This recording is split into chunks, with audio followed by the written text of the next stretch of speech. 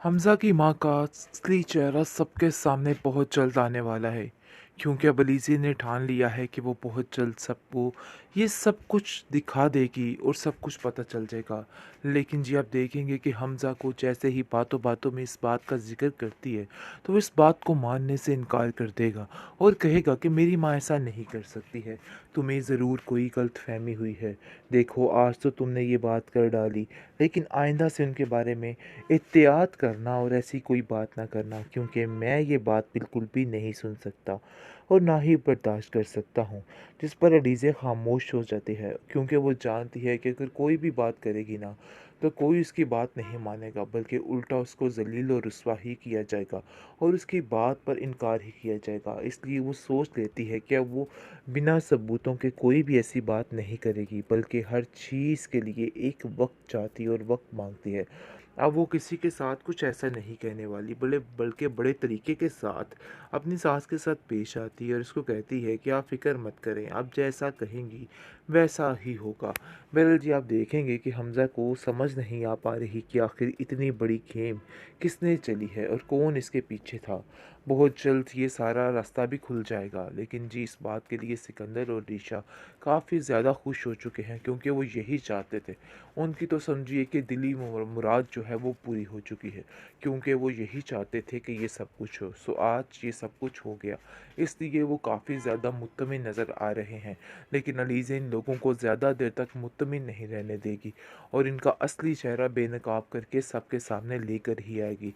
लेकिन फ़िलहाल वो खुद काफ़ी ज़्यादा टेंशन में है और उसको खुद नहीं समझ पा रही कि आखिर इन सब चीज़ों को कैसे हैंडल करे, क्योंकि वो जानती है कि अभी कुछ भी कहना बिल्कुल बेफजूल है, कोई इसकी बात का यकीन नहीं करेगा किया है, क्योंकि जिस तरीके से सिकंदर ने और उसकी माँ ने उसकी सारी ज़िंदगी हंसती बसती घर हर चीज़ उजाड़ के रख दिया। अब ये चीज़ें बहुत ज़्यादा मुश्किल हो जाएंगी उसके लिए। लेकिन जी आप देखेंगे कि हमज़ा अभी भी तसल्ली दे रहा है और लीज़े को कहता है कि लीज़े तुम बिल्कुल भी परेशान मत हो, सब ठीक हो जाएगा, देख लेना बहुत जल्द हर चीज़ राह रास्त पे आ जाएगी, तुम्हें परेशान होने की कोई ज़रूरत नहीं है। इस चीज़ का काफ़ी ज़्यादा दुख हो चुका है और वो कहता है उसका ससुर कि देखो बेटा तुम्हें परेशान होने की ज़रूरत नहीं है, इंशाल्लाह सब कुछ ठीक हो जाएगा। लेकिन अलीज़ा कहती है कि जो नुकसान मेरा हो गया इसको तो कोई पूरा नहीं कर सकता और ये बात तो बिल्कुल तय है। लेकिन इस चीज़ का अंदाज़ा शायद आपके घर वालों को नहीं हो रहा, लेकिन मुझे इस चीज़ का अंदाज़ा है कि मुझे अब हर चीज़ को किस तरीके से हैंडल करना है। अलीज़ा को अब समझ आ गई है कि ये लोग किस तरीके से हैंडल होंगे और इन लोगों के साथ अब क्या होगा, क्योंकि उसने बहुत आजमा लिया लेकिन कुछ भी उसके हाथ नहीं आया। जिस पर आप देखेंगे कि उसका सर कहता है कि आखिर तुम इतनी लापरवाह कैसे हो सकती हो, वैसे तो तुमने कभी किसी चीज़ में लापरवाही नहीं बरती और इस मामले में तुम इतनी लापरवाही कैसे कर सकती हो। देखो मुझे तो समझ नहीं आ रही है। लेकिन अरीशा कहती है कि अरे भाई उसको क्या खबर कि उसने क्या कर दिया, लेकिन मुझे तो ऐसा लगता है कि जानबूझकर इस लड़की ने ये गेम चलाकर अपने आप को इस सारे मामले से छुड़वाने की कोशिश की है, क्योंकि वो इन सब चीज़ों से तंग आ चुकी थी और काफ़ी बेजार भी लगती थी।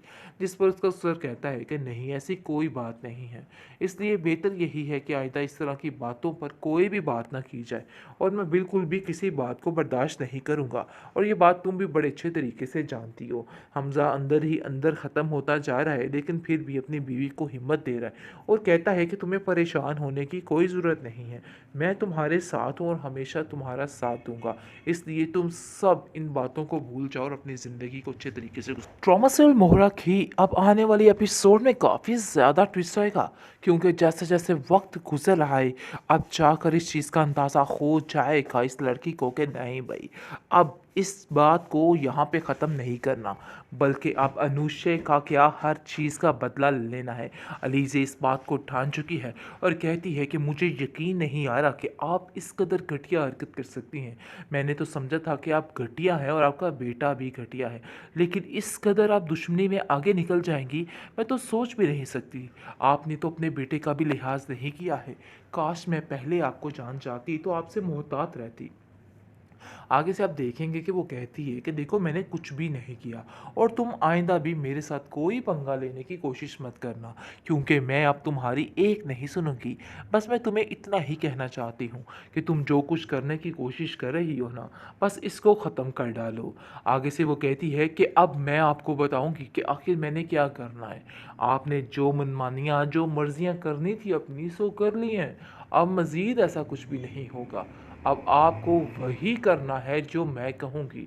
बहरहाल जी, आप देखेंगे कि काफ़ी ज़्यादा परेशान हो चुका है खुद जाकर हमज़ा, क्योंकि हमज़ा को कहीं कुछ समझ नहीं आ रही कि आखिर क्या करना है और क्या नहीं करना।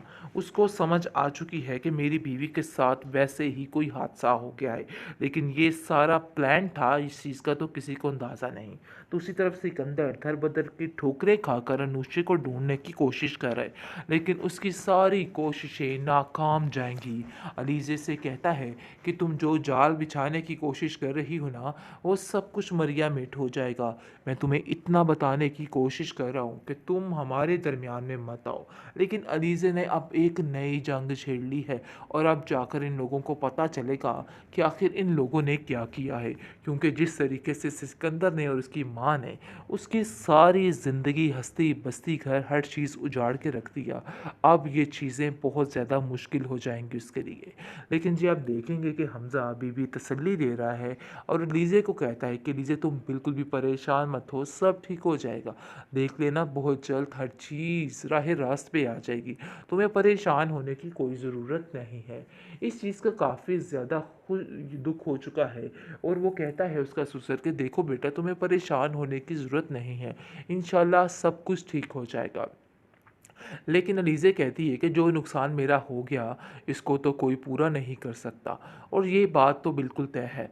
लेकिन इस चीज़ का अंदाज़ा शायद आपके घर वालों को नहीं हो रहा, लेकिन मुझे इस चीज़ का अंदाज़ा है कि मुझे अब हर चीज़ को किस तरीके से हैंडल करना है। अलीज़े को अब समझ आ गई है कि ये लोग किस तरीके से हैंडल होंगे और इन लोगों के साथ अब क्या होगा, क्योंकि उसने बहुत आज़मा लिया लेकिन कुछ भी उसके हाथ नहीं आया। जिस पर आप देखेंगे कि उसका सर कहता है कि आखिर तुम इतनी लापरवाह कैसे हो सकती हो? वैसे तो तुमने कभी किसी चीज़ में लापरवाही नहीं बरती और इस मामले में तुम इतनी लापरवाही कैसे कर सकती हो? देखो, मुझे तो समझ नहीं आ रही है। लेकिन अरीशा कहती है कि अरे भई, उसको क्या खबर कि उसने क्या कर दिया? लेकिन मुझे तो ऐसा लगता है कि जानबूझकर इस लड़की ने ये गेम चलाकर अपने आप को इस सारे मामले से छुड़वाने की कोशिश की है, क्योंकि वो इन सब चीज़ों से तंग आ चुकी थी और काफ़ी बेजार भी लगती थी। जिस पर उसका सर कहता है कि नहीं, ऐसी कोई बात नहीं है।